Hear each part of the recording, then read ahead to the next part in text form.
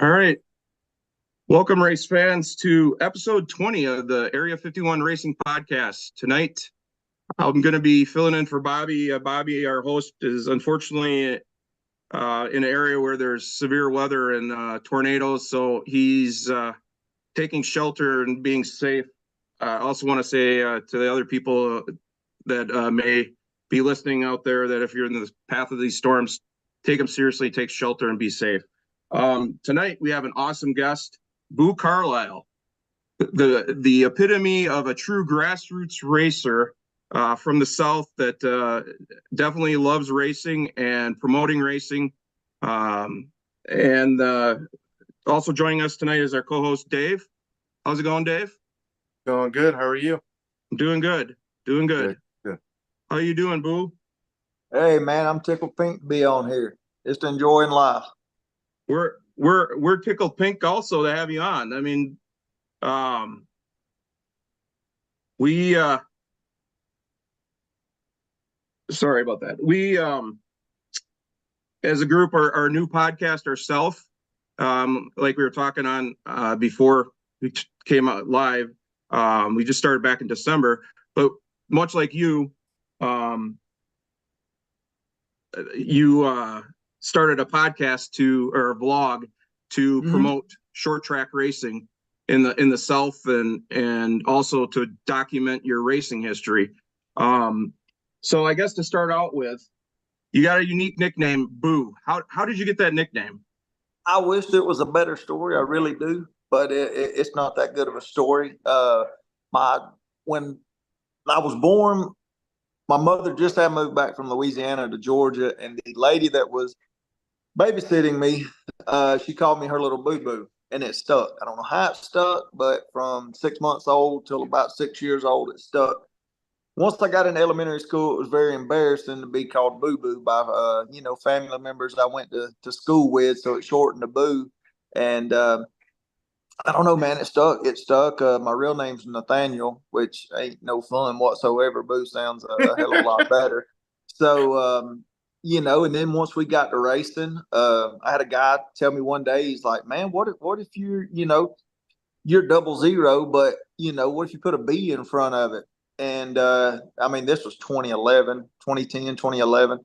And that's really when Facebook and social media was starting to take off. And that was probably the best advice that I ever got from a marketing standpoint. There's people all over the country that know that B00 now. Nobody knew who I was when I was number 84 at Lanier Speedway. So that's how I got Boo as the babysitter. Told me I was her little boo boo, and it stuck. That is awesome. I mean, fortunately, she said Boo, and not something different. Because it wouldn't have worked out with your number. Yeah, no doubt. So, but yeah, that I wish there was a better story. Hell, I might start lying here in a couple of years and just come up with a better story. But that's the God honest truth right there. That's awesome. Well, it's always nice as a race car driver, things can be that big, and then by the end of the story, they're about that big. So it's endless, the possibilities that you can come up with. Oh yeah, definitely. It's just like fishing. I was telling a guy the other night at the car store race at Ace Speedway.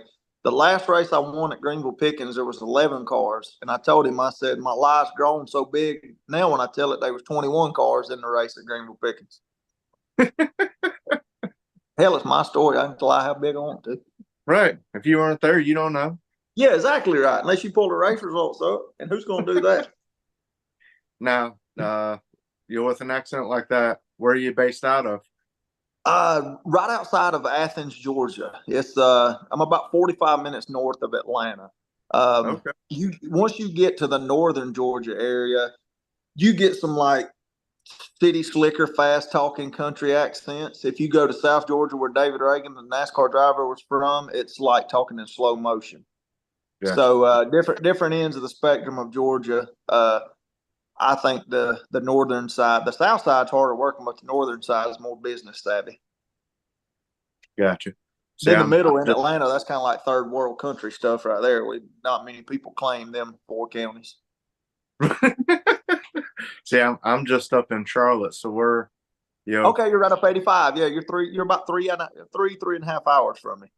yep, I'm what, 5 exits from Bruton Smith Boulevard. Okay. I know what So, you're talking about.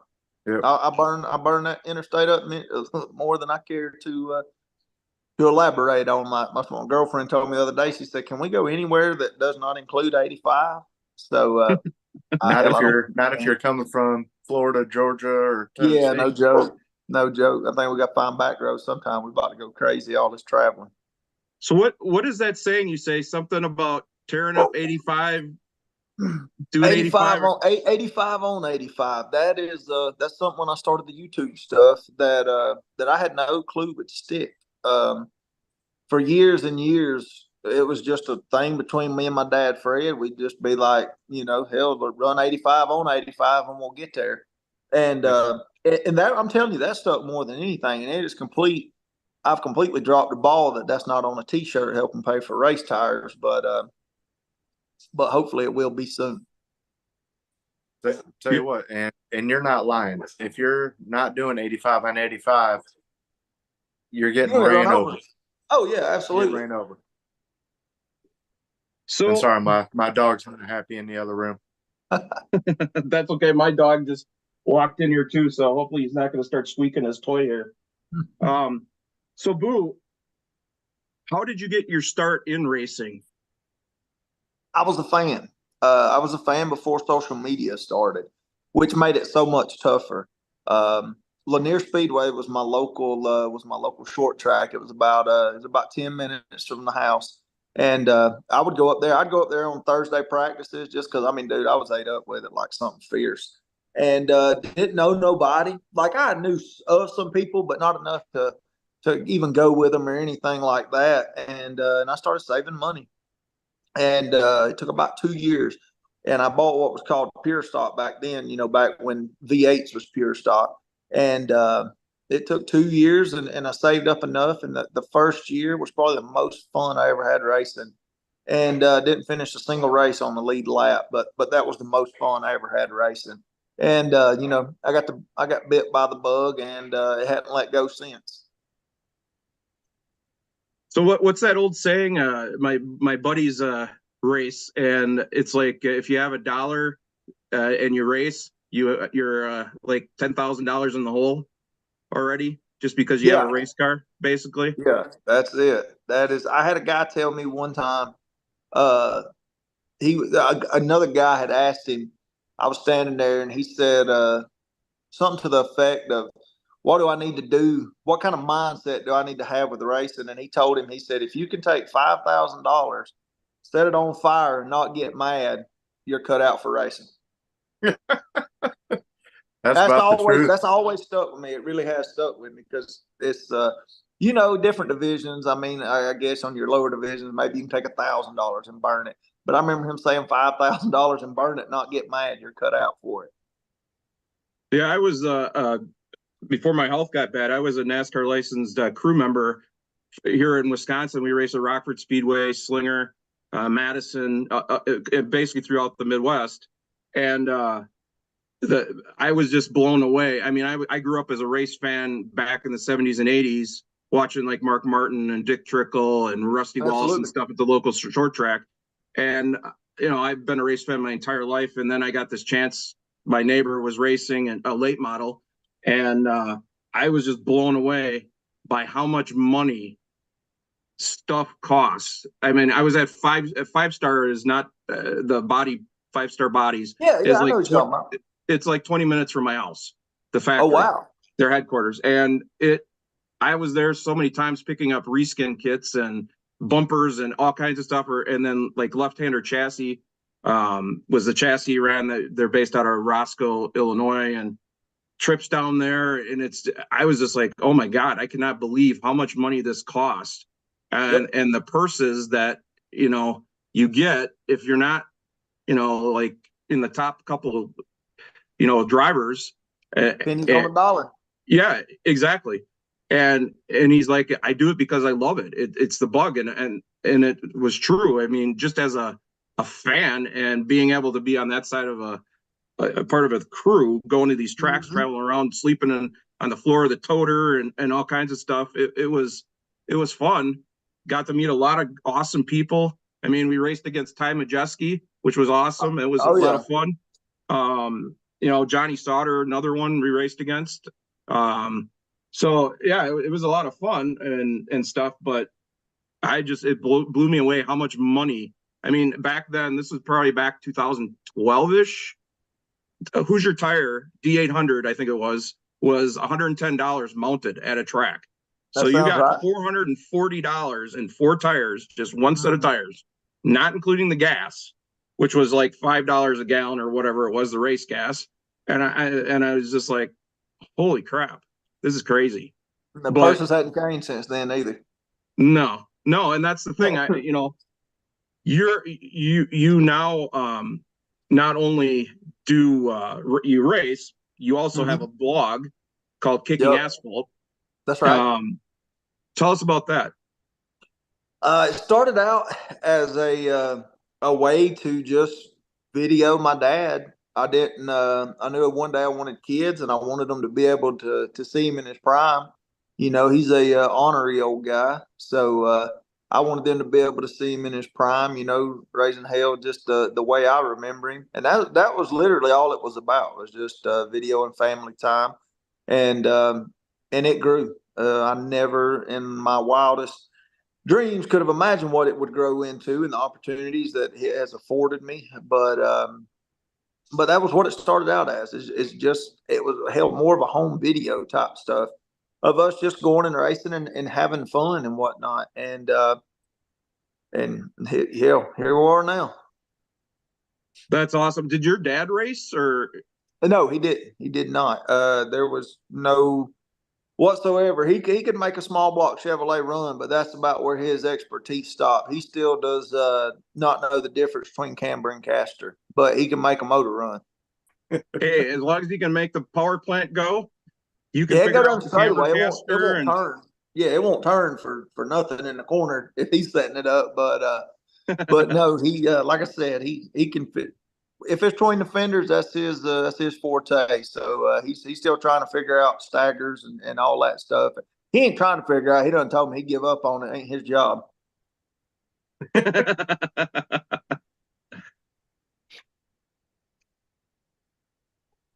Dave, you got a question for Boo? I was through that whole last segment. I was watching the race and listening to him. I got Ace on in the background. Nice. Now, for your handle and stuff like that, how can people get a hold of you? How can they follow you and get into the Kicking Asphalt lifestyle? Yeah, we beat social media up real hard. Obviously on YouTube, Kicking Asphalt blog, Facebook, Instagram, X, Twitter, whatever you want to call it. TikTok. I mean, I quit a few years ago. I got some opportunities to do some late model stuff, and it's grown into working for the Cars Tour directly. And then this year, RNS Race Cars, Marcus Richmond, who had a lot of wins with Kyle Busch in the Truck Series. I don't race my street stock as much anymore. I got a few races coming up, but when we started this Star Super Stock Tour, it slowed down my racing stuff. But when I go promote, when we're promoting the tour races, we video it. You get to see multiple depths of promotion, family racing, professional racing. If you like short track racing whatsoever and you're not watching Kicking Asphalt videos, you are. This is going to sound egotistical, but you are doing something very wrong. Gotcha. I 100% agree. I really do. See that's how my family. That's how I got into the sport. Was my dad started off as just a shop guy that raced on asphalt with figure eight, and then he also had a ARCA car that he would race at Michigan and some of the smaller tracks around there. Going to Flat Rock Motor Speedway there in Flat Rock, Michigan. Yeah, I And was then, thinking Flat Rock when you said Arca. I've watched it. Yeah, I used to burn Late Model Digest up for the internet, and I'd read yep, about Flat Rock and mini tracks in your area, and even in Wisconsin, Dales and Golden Sands and Madison. I've never got up y'all's way yet, so but definitely gonna come one day and check out everything y'all got up there. yeah, there's a really nice one that even Bobby knows about. It's, Spartan Raceway in Ohio, and Is that's that where. a M40 or something like that? Or Yep, yep. okay. I got some street stock buddies race up there. That's what I was thinking it was. And then, of course, here near Charlotte, we got half dozen tracks within 45 miles of us from which is now famous Wilkesboro. I walked that track when it had trees growing up through it, and that was only heck 4 years ago. And Yeah, and they've just started racing again over at the Rock, which is nice. And that's then right. Lincoln Speedway is right around the corner from us, and that's where like your supercars go for. Like Uh-huh. I went, what was it, probably 3 or 4 years ago now, and went and saw Sammy Smith drive for Kyle down there, Okay. and we had a blast. That if it wasn't so far away, that would be the track to go to for me. Yeah. Now around my area, we're slinging dirt. We're Yeah. we got East Lincoln, and then every Friday night I've got was a Carolina Speedway Carolina right down Speed. the That's road what I from was me. thinking. Gastonia. Yep, yep, Gastonia. That's where I actually live, as a gas house. So Okay. Okay. Yeah. yeah, When we come promote races at Hickory or car sport races at Hickory or just go race at Hickory, that's where I get off at is that exit. And I can still not tell you where Carolina Speedway is at, but I got friends that race there. I'm at asphalt track every single weekend. right. Well, if you're ever at exit 22 and want to take a road trip, well, we'll go. Okay, okay, definitely. I get off at exit, what is that? Exit 17 on 321 Yep. and go up to Wilkesboro, go to Hickory, shoot back over to Tri-County. So definitely yeah, if I'm in the area, I'll take you up on that. We'll have a good time. Good, good, good. And as you can tell, Dave, being in Gastonia, the headquarters of the Racing Warehouse, he is the second location of the Racing Warehouse, as you can tell in the I background. have noticed that. It's Dave, horrible. Dave is a awesome NASCAR memorabilia collector. You I want mean, you want me to do a quick pano? yeah, go ahead. Yeah, go All I for right. mean, it. he is definitely. So that's walking up the stairs, and Oh everything yeah. mounted up on the ceiling. I'm a big Kyle Busch fan, as you can see. Yeah, I can tell. But yeah, That's good stuff. I got some little bits and pieces laying around. Yeah, that's good, man. That's good stuff. But starting my Jeremy Clemens section, which is kind of overgrowing, but There you go. I've been telling people, everybody's like, well, that stuff's expensive. I said, well, whatever you do in life is expensive. I said, it's a Yeah. hobby. I said, my dad collected, fish and stuff, and now he's into whiskey decanters as he gets older. And I'm like, man, it's all the same. It's just whatever you want to collect. Yeah, exactly. Whatever makes you happy, man. This life's so dang short. Just do whatever makes you happy, man. You never know when the checker flag's gonna fall. No, I understand Absolutely. that. Absolutely, 100%. Hey, Boo, being from the South, a lot of especially Georgia area, a lot of racers down there raced on dirt. What drew you to race on asphalt? The asphalt track was 5 minutes away, and the closest dirt track was 12 minutes away.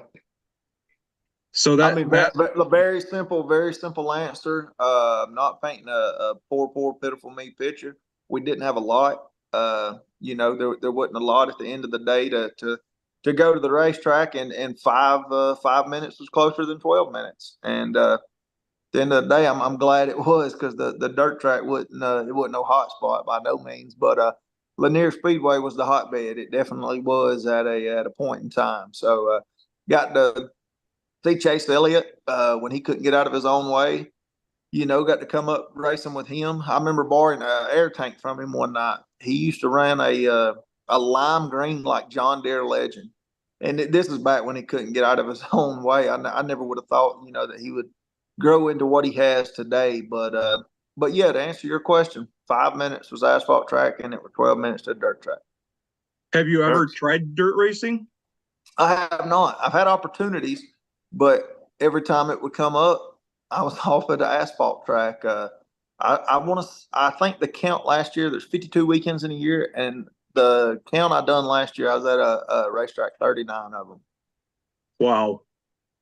I mean, that is true. Like we started out the show saying you are the epitome of a true grassroots racer and somebody that wants to continue that grassroots racing level by promoting it and sharing it and, being a historian of it, actually. I mean, in a sense. Absolutely.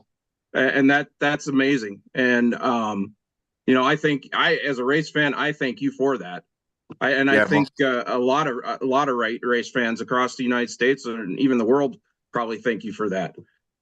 I mean, there's Absolutely. not a lot of people that have the time or want to invest the time. I mean, this stuff's not easy. I mean, just our little podcast takes quite a bit of work that our host does behind the scenes that nobody sees. I can't even imagine the amount of time that you spend. 39 weekends out of the year, you're at a racetrack and all the behind the scenes stuff that you do on top of doing your racing. Oh, absolutely. On average, I worked for the Cars Tour last year, and I did all their Tour and 12 stuff. There was 16 races with the Cars Tour last year. And on average, one of their videos from start to finish, once I got home, started the editing process, would take around 8.5 hours to do. So, I worked on Saturday at the racetrack filming it, and I worked Sunday editing it, and then Monday after the day job, trying to piece it all together so it could be out by Tuesday or Wednesday. So it's definitely a labor of love, but it's a labor of love that I'm about to put to a halt. So I'm after this year, I'm done with the Cars Tour stuff. It's my last go round on it. I want to get back to me racing and promoting. We got the Star Tour Super Stocks, so. Next year I just want to promote and race and spend time with family. So, I got a 6-year-old that I want to get into quarter midget racing. So, I'm really looking forward to that more than anything. Now, what do you think as far as, all the bigger guys now trying to get into doing what you're doing right now as far as the SRX, trying to bring back IROC. You got Junior and who is it? Larson, teaming up for, I think it's the Cars Tour, isn't it? That they just took over. It's I can't think of his name. Not Ward Burton, Jeff Burton, Kevin Harvick, and I can't remember who the other one is. Is the one that Justin Marks with the Cars Tour, and that was a awesome thing. And Dale Jr. doing it with them. That was an awesome thing to start down in the South. I think to bring back that sort of like the ASA type back in the 70s and 80s, race series. Absolutely.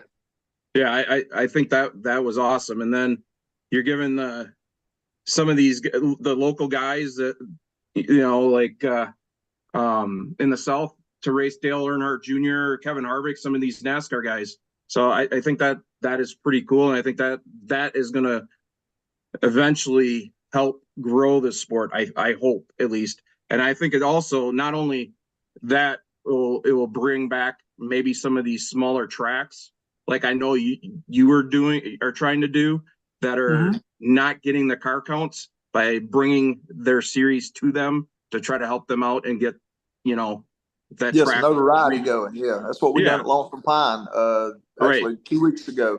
Yep, I I was love just that gonna place say that. in Southwest Virginia. So hopefully, with the kicking asphalt stuff and the Star Tour being there with the Southeast Super Trucks, hopefully we shined a big light on it. I think our battle for the lead in the Star Tour race, I don't know how many views it takes to be considered viral, but the wreck we had for the lead, it had 80,000 views the last time I looked on Facebook. So I think I at least know turn 2 to turn 3 was seen by a lot of people at Lonesome Pine. Yeah, and did you? I followed your social media thing, and I can't remember exactly, but was it 14 cars that showed up there, or There was 11 on property and 9 started. okay? Yeah, there So was. I knew it was going to be down, okay, but I obviously did not expect to get that many. To get the support that we did, just because, man, I'm telling you, when I say it's off the beaten path, it's up the hill and around the mountain. And once we get back towards the Charlotte area, that's where we start seeing much better car counts at. so at so I guess my question is to follow up on that.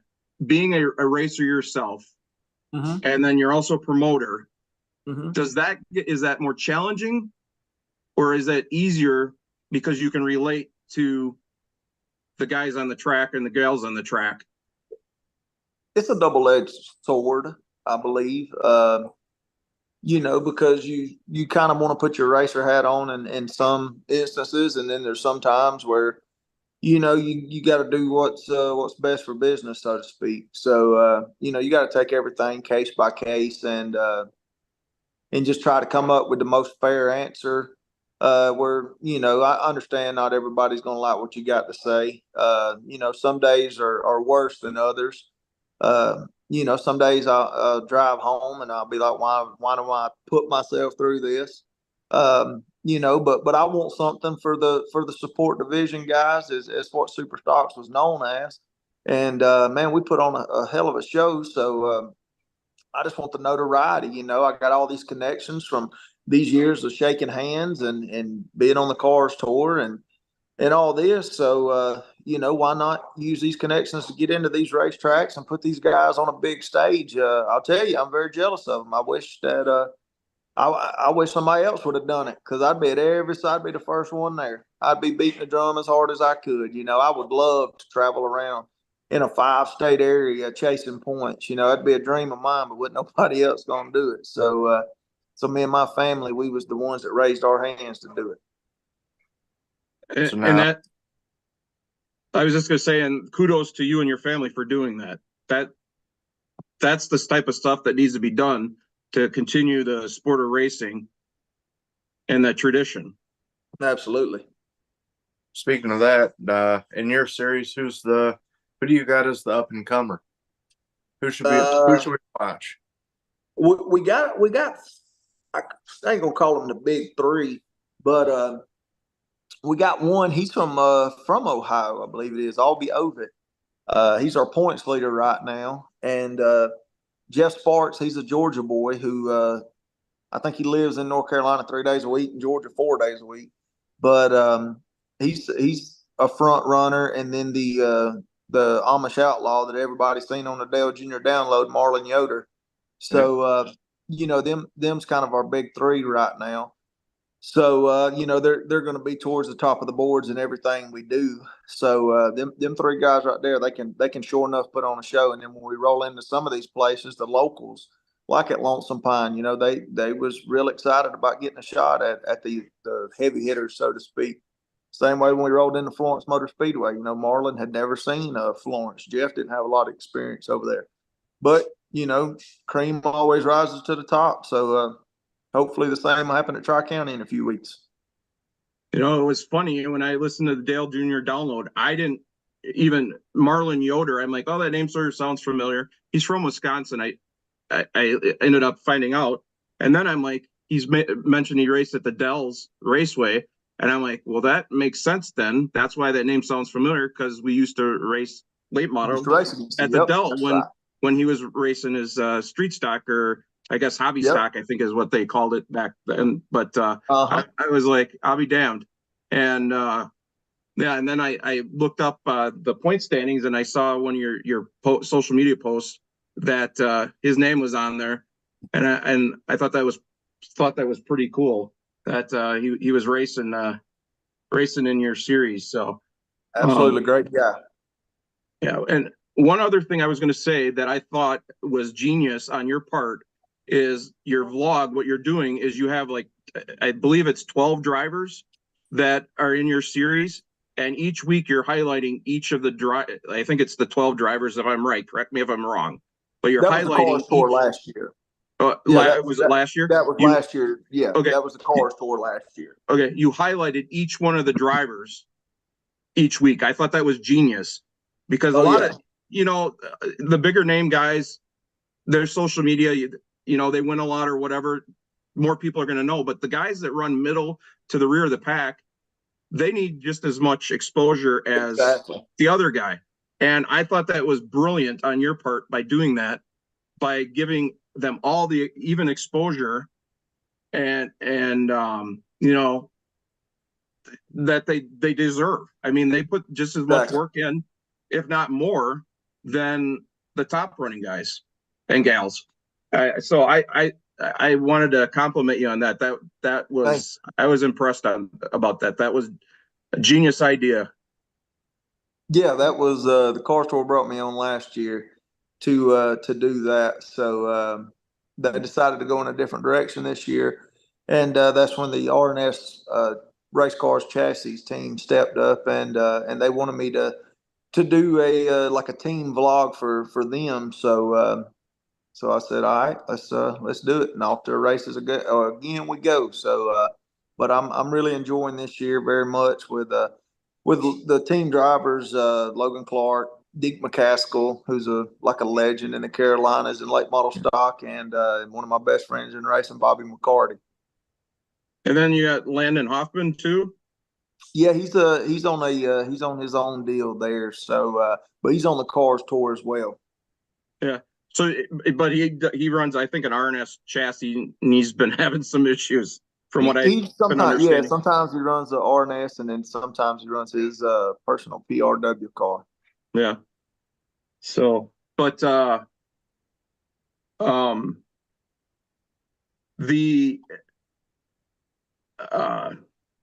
sorry, I just lost my train of thought. Oh, no worries. Every year you run the big on New Year's Eve or New Year's Day, the New Year's Bash. Yep.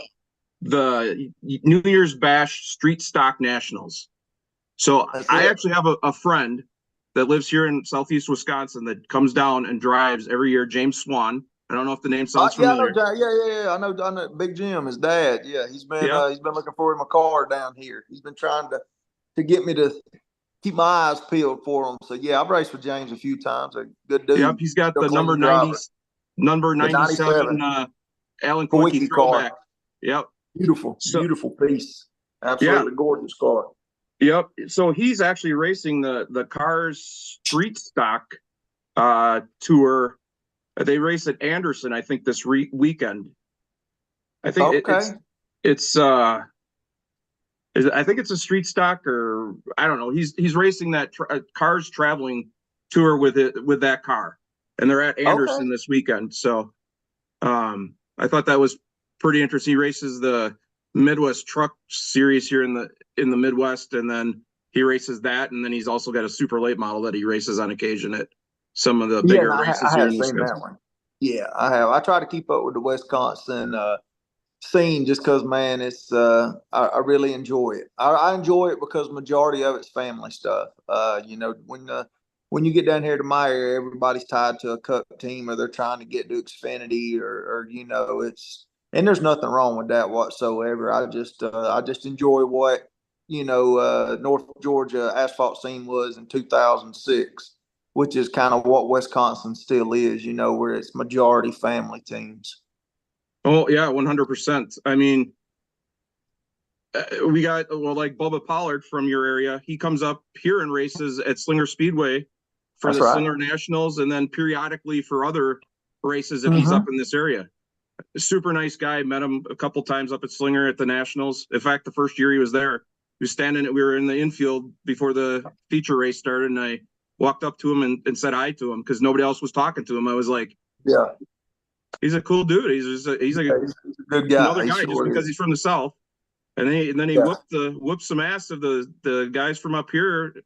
Yeah, no doubt. I can't remember what year it was, but it was maybe 21, something like that. I can't remember the year, but he won the nationals, and yeah, he's a good guy. But I it's just like back in the day when Mark Martin came up here and raced, and some of the other guys from the South, they come up here and race in Wisconsin, and then now we got guys from up here like Ty Majeski and some other guys that race their super late models down in the South at the bigger races, Snowball Derby, Rattler 250, those type of races, speed weeks, whatever it may be. So it's just good to see that you got, like I said before, these tours that are out there again, Absolutely. that are going around to all these different tracks and stuff. It just helps grow the sport and save the sport. So, but sorry, I was rambling on again, Dave. No, you're all right, Robert. I was gonna say, I don't, outside of a snowmobile, I don't think you guys could have anything else on January 1st up there, could you? No, that's about it. No. However, back in the ASA day, they did a race inside the old Superdome in Detroit, Michigan. I have watched YouTube videos of that many times. Many times. Thinking how cool that was. Yeah, I talked to a guy that raced at Rockford Speedway. We raced against him, and he actually was on a crew. I was a crew member on a team that was that raced in that, and he said it was the exhaust fumes were so bad and it was so freaking loud that it was crazy, but it was cool as hell because they were racing inside on cement. Right. No, so, I've been to the Silverdome, heck, more times than I can count, just to watch Bigfoot and Snakebite and all them guys run there. I can only imagine watching a late model race in the middle of the Silverdome. That thing is pure concrete. Yeah, that video, when I found out about that, it just blew my mind. I'm like, that's the first time hearing about this. I'm gonna have to look into this a little bit. Yeah, I'm trying to remember what year it was. It was a while ago, obviously. I want to say it was 83. I was going to say it was the early 80s. I was certain about that. I just couldn't remember exactly what year, but yeah, I was about ready to get mad at my mom, but then you said that and showed your age, and I was probably still in her belly. Yeah, I was 13 in 83, so I'm a little bit older than you, Dave. Just by a smidge. Just a little bit. So, you have a lot of irons in the fire, you have a lot of irons in the fire, Boo. How do you do all these things? You're promoting, you're racing, you have a full-time job, you have a family commitment, you have a child. How do you balance all this stuff? I mean, no, I don't have an answer. My girlfriend Erin is super supportive, and I lean on her a whole ton. So to complain, so I don't complain to nobody else. Don't want nobody to think I ain't grateful for the opportunities I got. But man, when I say we're on the go all the time, I'm not joking. Like I mean, hell, I'm not kidding. We talked about trying to go to the beach, and I don't know when we'd go. I really don't. I don't have a clue. That's why I'm saying, man, this is it for me. I'm slowing down next year. So you're right. There is a lot of irons in the fire, but I've always been a person that had to go, and that's what my best friend tells me a lot. Because I told him, I said, man, I kind of envy you. When you're talking about just going home and kicking your feet up and watching a movie. I said, I wish I could do that. And he said, you say that, but you'd get bored in 5 minutes and you'd have to go somewhere. So, man, but to answer your question, dude, I have no idea. I really don't. I keep adding and adding and adding and adding. And at some point I got to stop. That's what Fred tells me all the time. I need to quit taking on more. So like I said, I've reached my point this year. I'm gonna finish this year out and have as much fun as I can. And I'm telling you, man, this RNS stuff I'm doing on the Cars Tour. Me and Bobby McCarty and our wives get along great, man. We're having a blast. I couldn't think of a better way to go out. So, but I know it was a long-winded answer, but man, I have no idea. I wake up on Monday and I think, what do I got to go do Saturday? So I'm excited this week, being with Tate Lida and Alliance Driveway Solutions at Darlington. So, this will kind of be like a laid back weekend, I got a bunch of NASCAR friends that I hadn't seen in a while. I have not been to a NASCAR race. I figured it up today at work in 9 years. I'm not one of those people that says I don't believe in cup racing and yada yada yada. It don't excite me, but it's still a race. I'm a big Xfinity fan. Always have been. I don't want to sound like a boomer. I'm 35. I'm getting a little older, but I do enjoy the numbers on the doors and 5 lug nuts, and that's my forte. That's what I like. I ain't knocking the cup cars or anything like that. I got a short attention span. 250 laps is about my max that I can do. I went to a 500 lap Bristol race and I didn't make it. But I'm looking forward to getting to Darlington this weekend, especially throwback weekend. I couldn't think of a better time to go back to a NASCAR race. So real excited to be there with Tate and the Jeremy Clements team. Yeah, and then especially Tate, he's going to be unveiling his refurbished Robert Presley car that matches Jeremy's. Beautiful piece. Beautiful. Oh yeah, I just saw the photos. It's unbelievable. It looks like it was back in the day. I mean, he did right. And then like we've talked about before on here, Dave and I and Bobby, Tate told us that instead of putting a V8 engine in it, he put the actual V6 racing engine. Yep. He kept it all original, which is awesome for a racing purist like we are. That was just awesome. We were really excited about that when we heard that, and then Jeremy's car and everything, and Tate and LJ, his wife, they revealed the throwback on our podcast when we had him on, and they ended up having Robert Presley call in, and we talked with him, and then all of a sudden Jeremy Clements is calling in, and we talked with him, and it was one of our, I guess, our most epic shows that we had. We were like, holy crap, did this just happen? Definitely didn't expect that day. No, not at all. We didn't even know either of those things were happening. It was just Tate's like, oh, we have a guest. And all of a sudden it's Robert Presley you're talking on the phone. And we're like, all right, Tate, you the man. How'd you pull that off? And then he's like, oh, I got another guest. Jeremy, say hi. And Jeremy's got his baby. He's putting her to sleep and stuff, rocking her, and he's talking to us. And I was just like, this is what we did this podcast for, just for these type of moments where we can share this type of information. It's just fun, and it's cool. So, and so that was the other thing I was going to ask you. How did you get involved with Tate and LJ and Alliance Driveway Solutions, their company? Because they're the points championship sponsor. That's right. We have the Alliance Driveway Solutions Cup. Yeah, that's the points battle, man. That's the point standing trophy. That'd be a beautiful cup to one of the Lucky Star Tour drivers that puts in the effort for 8 races this year. How it came about was your question. Tri-County Motor Speedway last year, Davey Smart is sponsored by Alliance Driveway Solutions. And Tate was there hanging out with Davey. He runs in the street stock division. And I went over there and hey, I ain't scared one bit in this life to shake hands with anybody. Struck up, a friendship with him. He told me he watched the YouTube stuff. I presented it right then. I was like, hey, man, what do you think about a potential for, titled sponsorship of a points title next year? And, we talked about it that night and didn't talk about it for a few months later. I reached back out to him as the season got closer, and he was like, absolutely, let's do it. So, it was that simple, by walking up, shaking hands, and having a conversation.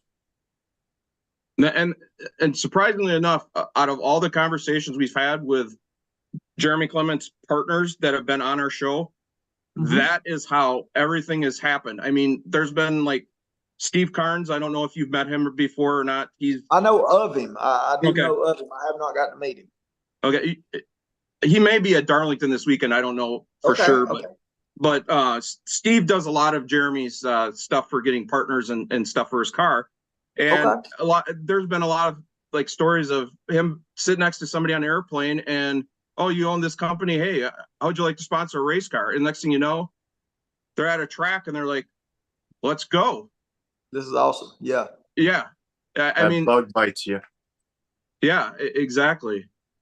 It's yeah, and I think that's why, well, Dave said it, Bobby said it, and I've said it. I think that's why we're so endeared to Jeremy Clements and his team, is because they're a small independent home team that has you know, taken on the big guys and they've been successful. Exactly. And you know, the underdog, you know, it's great to see. And Jeremy's the longest tenured Chevy driver in NASCAR. I mean, that's just says a lot for somebody that is an independently owned team to be that, you know, to have that title is impressive, to say That's the right. least. So, but so with this weekend at Darlington, Darlington is my favorite race of the year, the throwback weekend. Because of all the different paint schemes and the throwing it back to, you know, the history of the sport, the legends of the sport, and that type of stuff. And like we said, Jeremy's throwing it back to Robert Presley's number 59 Alliance Alliance Trucking throwback. And you know, some of the stuff I've seen on your social media for the New Year's Eve bash, Boo, you like to throw it back to some historic drivers on your short track side. Yeah. So one of them that I really enjoyed was your Gary Ballou I figured throwback about the hot shoe and the hot shoe to the 112 car. That was really cool. That I saw that, and as soon as I saw your car, right away I knew what the throwback was too. I could tell. Oh yeah. So that was a cool deal. How do you go about choosing who you're going to throw back to, or is it like a favorite driver you have, or how do you do that? I wish it was again. That's another one of them. I wish it was a better story. I spend way more time than I should on those Facebook group pages looking at old ASA and All Pro pictures, and that's usually where they come from. You know, I was a Dick Anderson fan, so we done one for him. You know, Gary Ballou, I loved his story. He had some crazy story. He didn't tell me this story about some of the stuff that that he done that he went away for. But I've got to hear some crazy ones because Peach State Speedway is about 4 minutes from where I live at in Jefferson, Georgia, and you know what? I'll tell you that story off air. I ain't even gonna tell you on there.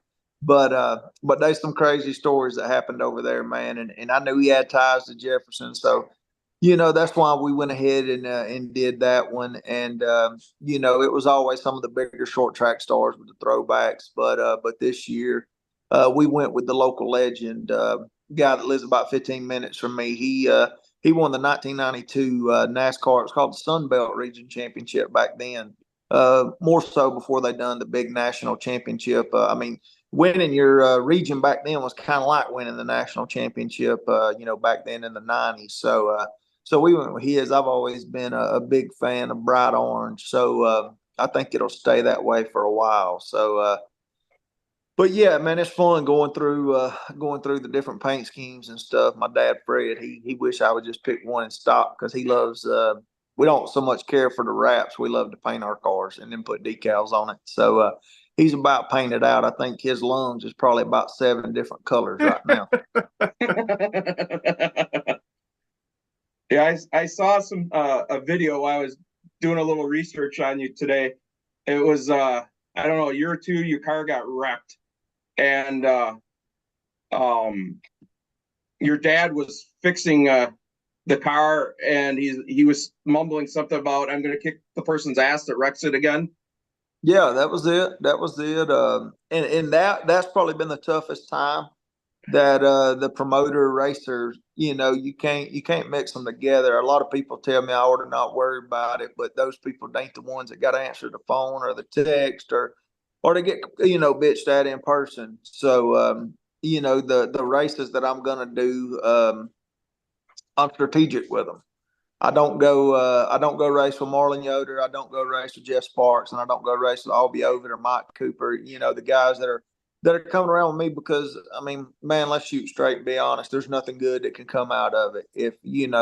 If I'm in their way, or I'm trying to pass them and get into them, there's nothing good going to come out of it. And that was another one of those situations where we was playing with fire, and we got burned. I thought the guy was going a little too early. It was a 50-lap race, and I mean, it was lap 21. And fair enough, we was racing with the Alliance Driveway Solutions car.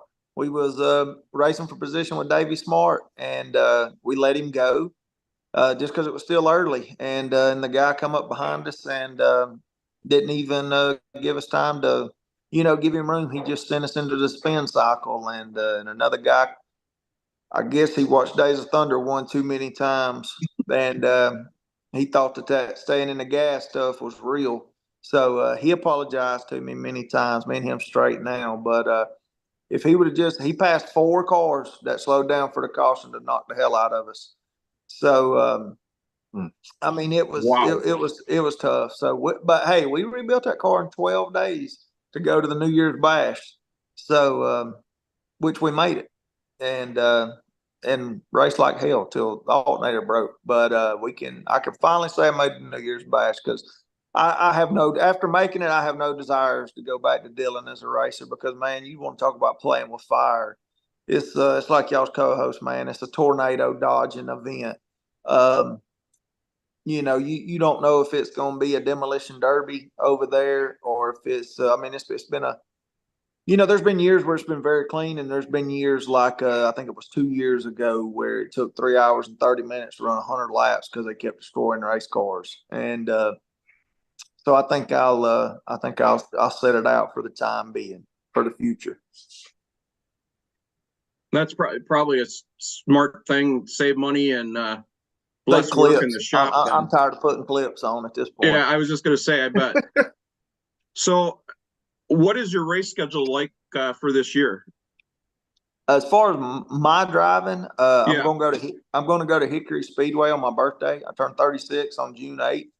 So, I want all my close friends, my racing friends, to come over there and watch me, because I don't get to race much. I may get to race 5 times a year.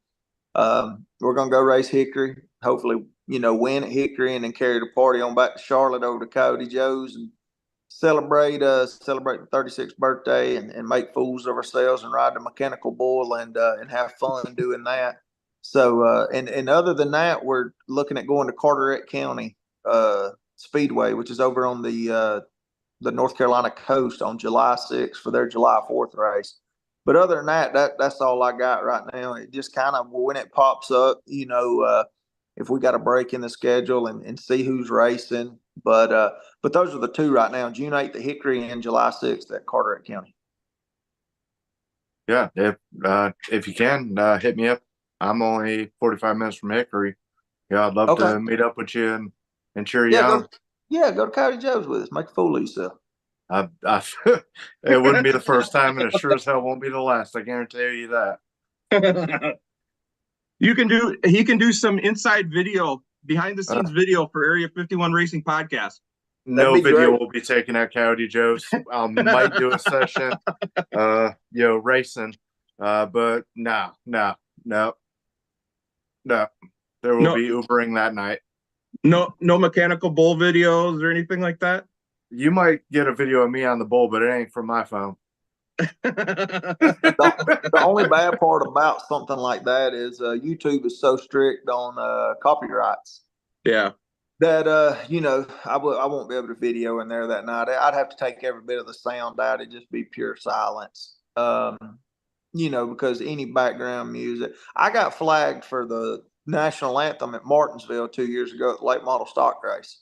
I had to take the whole Seriously. video down. The high school band played it. It wasn't even a recording.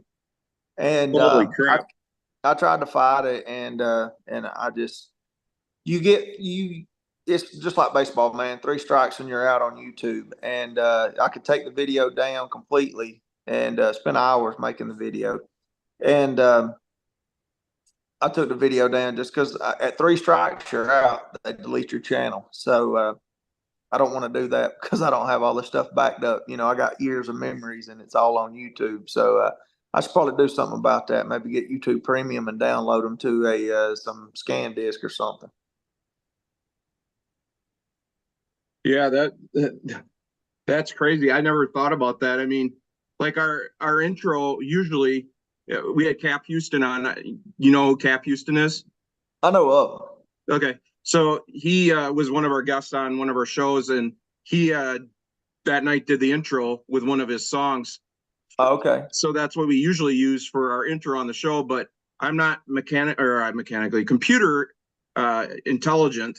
I don't know how to do that like our host Bobby does. So we didn't get that fancy intro tonight, nor will we get the fancy outro of our Booze Pops sponsors jingle at the end either, because I have no clue how to do that. Yeah, without messing stuff up. So, but you know, the most important thing is we got you on and we're talking here. So, definitely. So I guess just a couple more questions. I know you're a really busy guy and we don't want to keep you too long. I guess it's almost been an hour here. It's been a good time. But a couple things. Number one, who is your all-time favorite NASCAR driver? Oh man, Richard Petty. Richard Petty? Yeah, I liked how, I mean, take away the wins. I like how he treated people.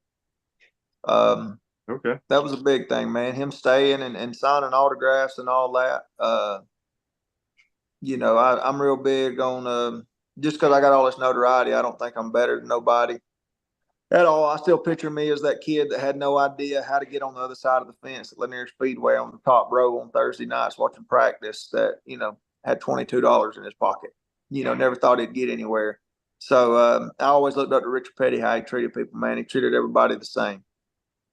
Hey, if you're looking for a piece, I'm always on Marketplace. Got a weird addiction, but they're actually a Petty hat on there with authorization on it. Yeah, right outside of Charlotte. I got you. But yeah, that was just one of the things I stumbled on just the other day. That's unfortunately how my addiction goes. I think that's pretty much like all our addiction. Like behind me, I got all these Jeremy Clements, memorabilia race stuff, custom die casts and stuff. And the one guy, Scotty Banks, who Driven Sunglasses is like the co-owner of that company. He makes these custom die casts also, and I call him Scotty Bankrupt because I get in trouble with my wife because I spend so much money on them. So he makes some awesome stuff that you can't get anywhere else in there. Anywhere else, yeah. And they're like legit throwback. Like a lot of them are the throwback diecast that Jeremy's run that are really, really sweet. So, and Dave, do you have any questions for Boo? No, I think I'm good. I'm ready to party down with Boo over in Hickory. And ride that bull, man. I got my hat ready. You can have him on. What is that? You do with Bobby McCarty is beers with Bobby. Beers with Bobby, yeah. Bobby will be there too. He'll be ready to make an ass of himself too. I do enjoy those clips that you do with him, and about him drinking beer, and then I can't remember who the other guy is. He was talking about in the one video that other guy could outdrink him or something, or vice versa. I can't remember what it was. That's a good time doing that stuff with Bobby, man. He almost didn't get to race this year in the car store, just did a sponsorship, and it came on at the last minute. So, I feel like me and him's kind of cut from the same cloth. So, not not having, I ain't gonna say I had my hands tied last year, but you had to be careful what you said. This year it's kind of like cuffs are off. If you didn't like the way somebody roughed you up or spun you out or whatever, or hell, let's say it, let's talk about it. I keep telling him we're gonna win this damn most popular driver at the end of the year. I'm gonna bring him out of his shell, and everybody's gonna get to see the Bobby Mack that I've known for years. So we got me and Erin, my girlfriend, we got big plans on. We're gonna have some fun this year, do some skits and the Flip Cup deal. We're gonna play Flip Cup again at Wilkesboro after the race next Wednesday. So if either one of you's gonna be there, bring your livers. I don't drink, so I'll be fine. You can video. Yeah, I'm good at doing videos. If I can figure it out with my phone and not mess it up, I'm good at doing that. But yeah, I don't drink anymore. So, but Boo, it's been a pleasure talking with you. Absolutely, man. Like I said again, you are a true gentleman, a grassroots racing. Thank you. I would say a legend in your own right because maybe my of own everything. mind. Well, I mean, truthfully, legendary as in you stepped up to the plate to make sure that grassroots racing continues and that the drivers that aren't getting the exposure are getting the exposure they deserve. And you're giving them a platform to do it through racing and your vlogs and your promoting. So hats off to you, brother. I mean, that's awesome. Keep doing what you're doing. You're doing a great job. We'd love to have you on again on the show sometime. Follow up with you. Yeah, definitely. I got some big stuff coming out in a few weeks that I'd like to come back on here and talk about. I think it'd be worthy of y'all having me back. Absolutely, 100%. You're welcome anytime, and you have fun this weekend at Darlington. Definitely, man. It'd be a good time with Tate and the Alliance people. Yeah, tell Tate and LJ we say hi. Definitely. Yeah, and tell when you see Jeremy. Have you met Jeremy Clements before? Years ago at a dirt track. I haven't. It's been many years. I probably just reintroduced myself completely to him. Okay. Well, the reason why I asked is because when we had him, Tate and LJ on, LJ kept telling Jeremy or saying that Jeremy needed to put a ring on her finger for a championship because they're a partner of his. So I was just gonna say, if you know Jeremy, you could say, "Hey, did you get that ring yet for LJ?" So, but yeah, absolutely, man. You're welcome anytime back on our show. And if there's anything we can do to try to help you out, whatever, let us know. You got it, fellas. But thank you again, Boo. You have a great night. Good luck. Have a great time at Darlington Raceway. Hopefully that badass Robert Presley livery is in victory lane for the Xfinity race, and you guys are all drinking some beer and maybe some moonshine or whatever it is that's available there. Whatever's available. Booze pops. Y'all check out Kicking Asphalt. I should be able to turn the video around pretty quick. Tate's wanting to make a video this weekend, so we'll definitely do that. He said that we'd be able to put cameras inside the replica car while it makes laps around the racetrack. So it should be a fun time this weekend. But y'all fellas check that out Sunday on YouTube. If it ain't Sunday, it'll be Monday. So is Tate going to let you drive the car then? No, Ashton Higgins, the Cars Tour Pro Late Model driver. He also sponsors Ashton with Alliance Driveaway Solutions. So he's going to be wheeling the car this weekend. Awesome. Cool. Well, you have anything for us before we go, or you all good? Nah, man. Hey, I'm good. I've enjoyed my time here, man. I really appreciate what y'all do. I know it's like you said, it's a lot of behind the scenes work. So y'all fellas keep digging. I really like what y'all got going. I listened to some of it today at work on your YouTube page. Well, we appreciate it, and we're trying to live up to your standards based on what you've been doing. So we really appreciate you coming on, like I said, and anytime you're welcome back, and we're looking forward to speaking with you again. All right, fellas. Appreciate y'all. Yeah, right, take care. Have a great night. Take care, man. Later. Yep. See ya. All right, that was a good conversation. What a guy. Yeah, what a down to earth guy. That's awesome.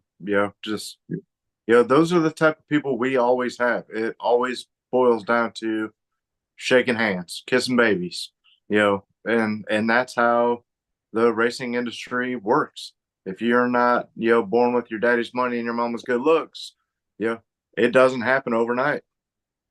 No, you're absolutely right. It's basically who you know and a lot of luck. I mean, him going up to Tate, shaking his hand led to a partnership for that street super stock series that he's running or promoting. And, that's awesome.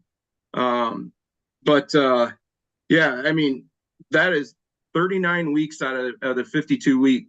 That's crazy. He's on the road. That is crazy. On top of running a vlog, promoting 2 different series, and having a full-time job and a kid with a girlfriend. I don't know. I don't even know how I would have time to think. We do this once a week, and half the time we don't know what we're doing. Yeah, I could only imagine. Yeah, I can only imagine too. And he does such a great job. And I don't know. I don't know. I don't want to sound like a fanboy or whatever you want to say, but I mean, seriously, the guy is doing a great deal for racing by what he's doing, and not only preserving the history of it, but promoting all these young up and coming, grassroots racers that are what is going to be the future of racing. And that's awesome that him and his family stood up and said, "Hey, we'll take the lead on this." And that's just impressive. So, but all right, Rob, you've got an elephant in the room. There's hundreds of people that want to know. Who's that? What's this? Yeah, what is that little? It's my mom's dog, Sonny. He's a long-haired dachshund. All right, he's my buddy. Official new mascot of Area 51 Area Racing 51 Podcast. Racing Podcast mascot. Yeah. So he was getting a little antsy. He was down here the whole time, like licking and nudging my feet. So I had to pick him up. We'll definitely have a shirt with him on it here coming out shortly. Yeah. Yep, exactly. Good merch idea. Another merch idea. Good merch idea. Speaking of that, so our second segment is the Darlington. We're going to discuss Darlington Throwback Race Weekend, and the Jeremy Clements Throwback, brought to you by Spartan Waste this week. Okay. The Xfinity Series was off last week, so there's no race recap this week. Brought to you by Action RV. So, so I guess, I said earlier. But we can talk about the closest victory in NASCAR racing. I still think the line was crooked. Everybody knows that. I think Buescher had him. I did too. I'm assuming there's a timing line wire underneath the track. There is. There's one from pit road to the flag stand, and that's how NASCAR. I'm assuming there's a transponder, like on regular short track races, we'd have a transponder behind the rear wheel. I think it was the passenger or the driver's side of the car, right on the rear frame, and but I saw that too, where people are like, "Oh, the line's crooked," and Buescher had. When I saw it, I was like, "They tied," and I was listening to the scanner, and they're like, it was 0.000, and for Larson, and Buescher was 0.000, and I'm like, "Holy shit, they just tied!" Now what do you do? So I'm like, do they go by who qualified best? And I can't remember what it was. It had to do with, I think, led the most laps or whatever it was. Yeah, Bob Pockrass was throwing out just suggestions out galore. But I watched the Hamlin podcast, Yeah. and they were showing close-ups of what should be the finish line, but it's kind of like the yellow line in football. It's Yeah. not official, Yeah. because they repaint it literally after every race, just about Right. every series, just to make it look pretty. So yeah, it was crooked, but I was talking to, I think it was Bobby and my grandpa through the first probably stage and a half, and it was like watching paint dry. It It was. was horrible. And then, all of a sudden, I was like, wow, we're actually doing something. We're going side by side. We're actually racing here. When fuel's not an issue, when aero's not an issue, they get out and they actually put the foot to the floor and you can see who's driving and who's not. Yep. Obviously, huge Kyle Busch fan. Spun out. Yeah. I thought, I all saw right, that. And I don't know what happened. I he spun himself out. just just It lost. just lost it. Got down on the apron, lost it. Came out 20th, and within what was two it? two laps. I think it was Two two or four laps. laps. Yeah, He went from 20th 20th to 8th. Yeah, just ridiculous. But that's why I've been a Rowdy fan my whole life. He can wheel a car. 100%. And I think I've said this before on here. I enjoy listening to his scanner, not just because it's entertaining, because he gets mad and stuff, but he is one of the. I'm not kidding you. If you want to learn about Yep. the setup, how to set up a race car, Yep. he is by far. And I listen to a lot of different, race car drivers, scanners, just to see what the difference is. He by far will tell exactly, like break down the corner into like sections and say section 2, it's one tight or loose, or I mean, it's crazy. You need to do this, and this. Wedge, put a round of wedge in, spring rubber, Yeah, change a stagger. It's hard to find a world-class NASCAR driver right now that can tell you what spring rate actually is. Oh, 100%. I mean, that car, Days of Thunder, you can throw, a driver in a car that knows how to drive and he'll drive the wheels off of it. And there's been a lot in the past, like Larson. Larson can race anything, but it's anything that's already set up. I mean, the guy can drive. Don't get me wrong, but can he turn wrenches? Can he tell you this, that, and the other? He'll probably tell you loose end, tight, but as far as mechanical abilities, I don't think 3/4 of the garage could help, tell the crew chief exactly what they need done. I to be honest with you, out of all the ones that I've listened to, Kyle is the only one. The very first cup race in this new car is the first caution or the break or whatever it was. His crew chief asked him, "Hey, what do we need?" And he goes, "I have no clue because I don't know this car yet." Right. He goes, "I think it's tight, so or whatever it was. We can try this, but I don't know if it's going to work." Right. But then, literally the next week, it was like he's telling them this. Yep. I mean, he actually, and I've seen him race like the Slinger Nationals here in Wisconsin. Yeah. And he actually will be. I've seen him underneath his car working on like shocks, or I've seen him work on his car. It's not like he's watched him, work on Brexton's car over at Mill Ridge. Yeah. Yep. I've seen videos of him doing that too. Yep. It's I mean, to be honest, he is a very brilliant person when it comes to race cars and knowledge of how they work. It's amazing. I don't know. Does he have a degree? Grassroots thing again? Is right? I've watched the documentaries and all that, and Kurt and Kyle had to build their cars. Kind of like Dale Jr. Yeah. People think that was all money. He had to go out there and paint. Of course, Yep. You know, there's help, but had to learn what a car can do and what a car can't do to go out there Right. and race. Right. So But I don't, do you know, does Kyle have a engineering degree or any type of a degree racing related? I don't nope. think he does. I think you're No. right. It's just The only one I can remember coming from that genre was Ryan Newman. yeah, Ryan Newman could tell you how the car needed to be actually built, which is why they now have the Newman bar right, across the windshield. right.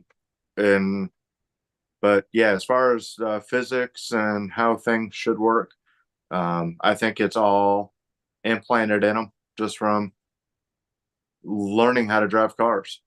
Yeah. But I agree 100%. I mean, we did get a little off track, you know. yeah, but I'm glad you But said that because I wanted to talk about that and I totally left that off our script and out of my notes for some reason. I don't know why. So I'm glad you brought that up. But let's talk about some livery. Let's talk about some cool looking cars. yeah, You know, we got the Darlington Throwback Week. We already know Germany's running the Presley car, the golden black 51. Obviously a very cool looking car. I don't know if you've went through them yet. I know you have. I'm lying to myself. yeah, no, I have. I voted. So that's the other thing I was going to bring up anyways. Yep. But yeah, I went through and voted multiple times. So while we're on it, so I don't forget, go on I think it's the Darlington Raceway website. I think you can vote on it, or the NASCAR app, and vote for the throwbacks for the Truck Series, Xfinity Series, and the Cup Series. Yep. And obviously, we're a little biased with Jeremy Clements Racing, Just a so little we bit. would appreciate, and I know Jeremy would too, if you and Tate and LJ, Lida would also appreciate a vote for Jeremy's car for best livery for the Xfinity Series. But there, I love this weekend just for this reason, because it brings back so much history. And we just got a tornado warning here. Oh, fun. Yeah, it's lightning off to the north here, but it's not raining or anything. Well, if you see me run or see things flying, you'll know what's happening. I got the dog, so I'll be like Dorothy from the Wizard of Oz, right? with Toto, but except it will be sunny. Right. See, what time is it? I'm going with obviously I got to go Jeremy, Yep. but for Truck Series, I'm gonna go with Mr. Excitement himself, Daniel Dye, with the Kyle Petty mellow yellow throwback. Yep. Yeah. So that I like his, but I went with the Thad Moffitt Richard Petty anniversary coat. Gotcha. And just say it. Yeah, I know there's a warning. We'll be fine. Sorry, it was my wife. She wanted to let me know. The other thing, there was one other one that came up today. I don't remember. It was red and white. Shoot. Yeah, the red and white, if I remember, it was the Tim Flock. Tim Flock, yeah, throwback. that's it. Yep. That one was cool too, but I don't remember who it was that that's actually going to be Jack Wood in the 91 truck.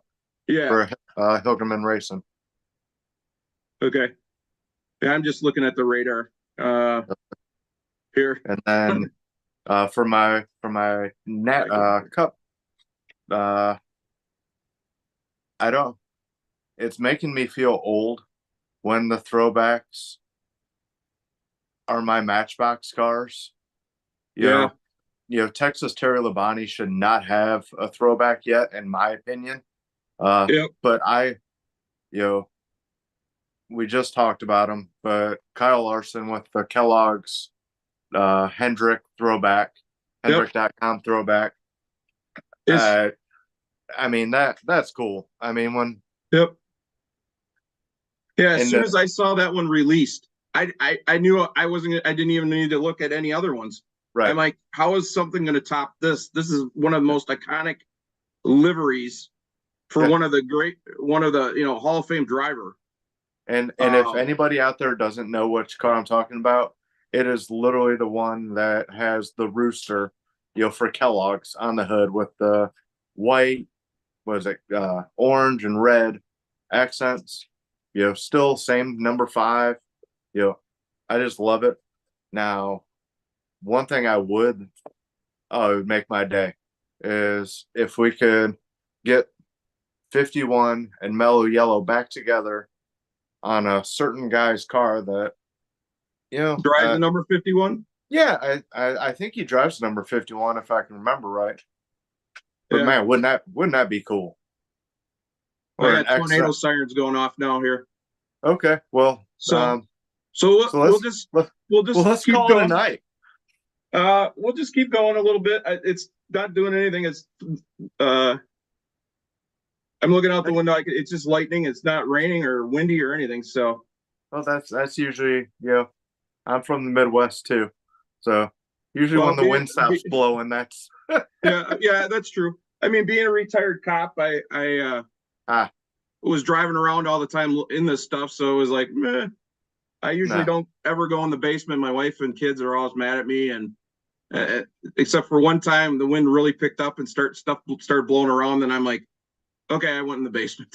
right. But and if we could go back to that, I really appreciate your service to your community. Oh, thank you, Dave. I appreciate it.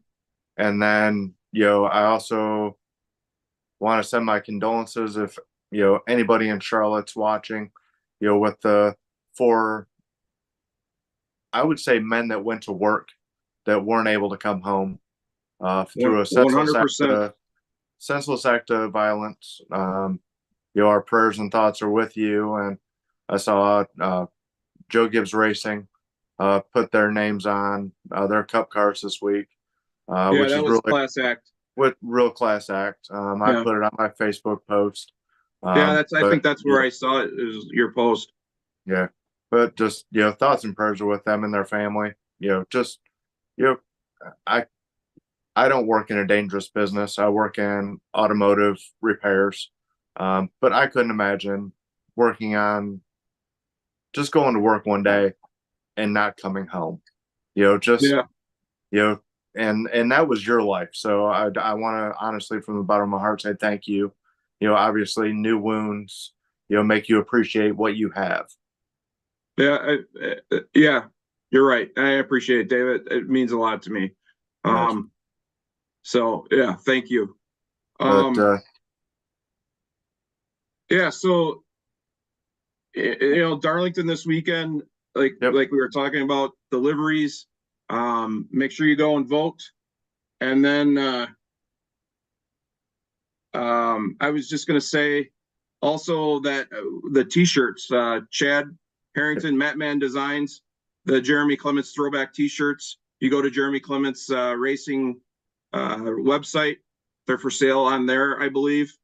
And go ahead and order them. Once they're gone, they're gone. When we had Chad on, he just showed the pictures, but if you go on social media, Matman Designs, Jeremy Clements Racing, our social media sites, you'll be able to see those shirts. They're really sharp looking shirts, and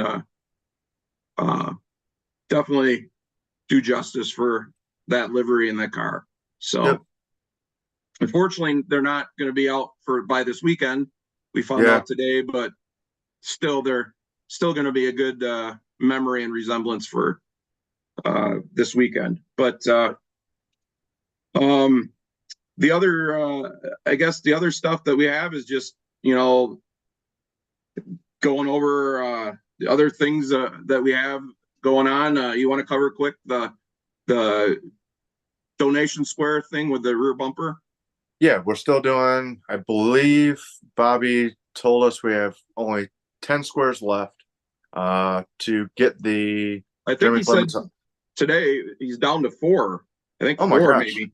So I believe So- that's what he said earlier. So Right. So get them while they're hot. I mean, that's 4 selections. Shipping's already been paid for. Go right to your house.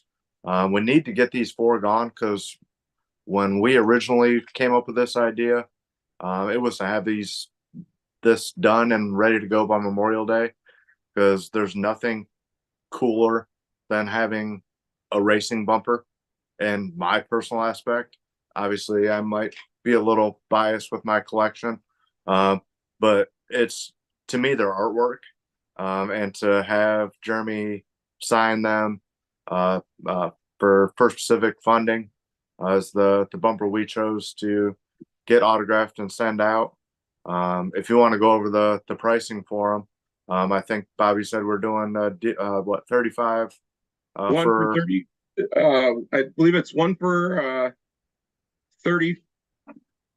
1 for 30 and 2 for 55, I believe, or something like that. I probably should have wrote that down. The only thing I have to do on this show, and I just absolutely messed it up. And Bobby, if you're watching, I almost slipped up there. So that would have been number 1 if we were counting. Yeah. We would have been on the under. Yeah, we would have been under the effing wager. The Evan wager, yeah. So the other thing is, if you haven't already done so, please go to stickygears.com, purchase one of our Area 51 Racing Podcast t-shirts. $15. Portion of that proceeds goes right back to Jeremy Clements Racing to keep him on track. We'd appreciate the support. So would Jeremy. So would Rob at Whitetail Smokeless. And the other is Anna Moore Designs LLC for the